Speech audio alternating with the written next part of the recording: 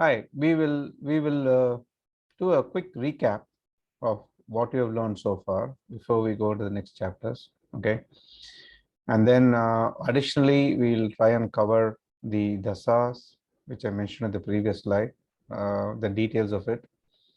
Then we'll slowly link the dasas on how to generate the SSS combination. Okay. Okay. And that will give a full end-to-end view of all the viewers on the basics of astrology. Okay, so let's just do a quick recap. Um, till now, if you generate the software chart from the software, the True Astrology software, this is some sheet that that users should memorize. Okay, you will get the planetary table. Okay, planet table will tell you what are the planets, like starting from sun, moon.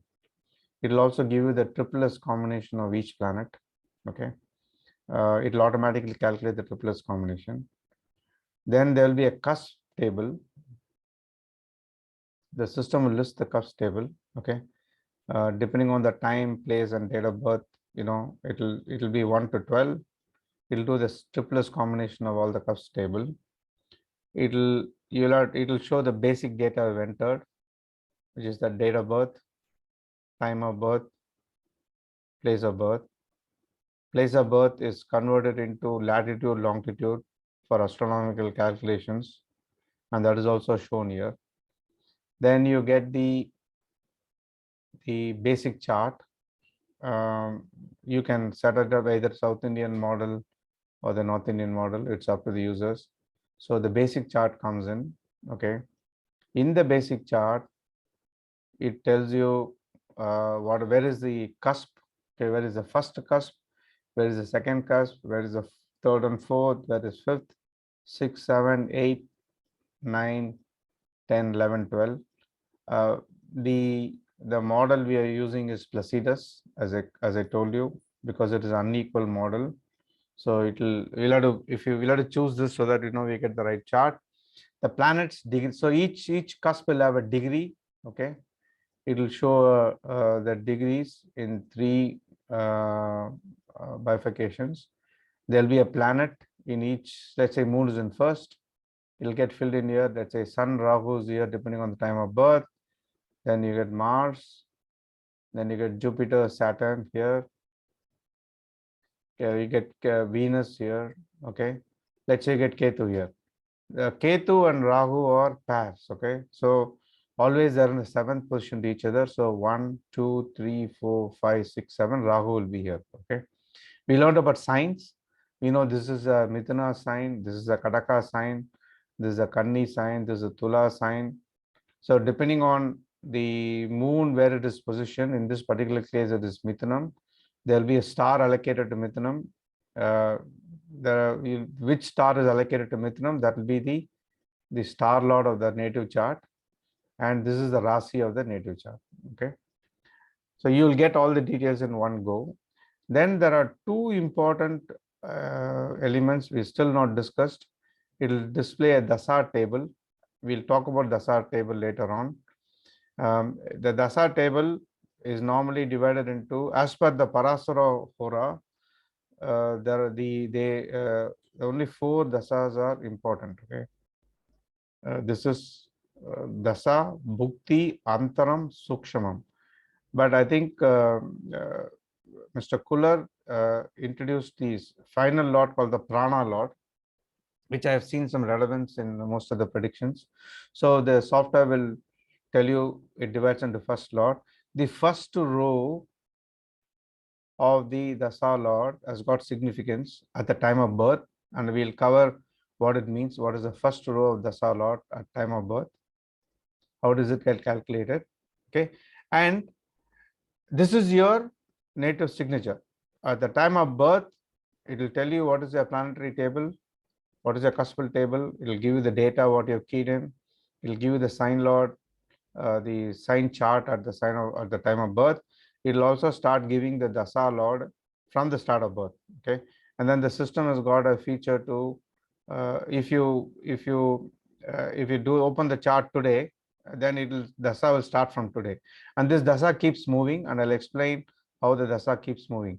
So this is one system called the dasa system, okay, which keeps moving in anybody's chart. This is not a moving system, this is a static system, okay. Planetary table is always fixed at the time of birth, it never changes. This is also static, it fixes the time of birthplace, and it's always static. This is static, right? This never moves, okay. This is dynamic. There is one more part you will see in the chart called the transit table. Yeah, transit. Now what happens is none of the planets stay the same. Now you will always see the news items that Jupiter is moving from one house to the other, one sign to the other, and most of the temples in South India will have major pujas at the time, right? So Saturn moves from one house to the other in 2.5 years, so we'll cover that as well. And at the time, huge pujas and homums are done in every temple. There is a option to see the transit of a particular planet at a particular date and time in this chart. And again, this is a dynamic because this keeps on moving, right? So this is dynamic. Okay. So we have not covered dasa yet. We have not covered transit yet. So we'll cover it in the next few slides, a few videos to understand, give you some brief understanding, right? But this is the ecosystem you need to understand to make a proper prediction against a native. Okay. So there are 1, 2, 3 static systems, and there are 2 dynamic systems. These 2 interact with each other and you get a prediction. So this is the basics of CP astrology. So all of you should understand. Okay.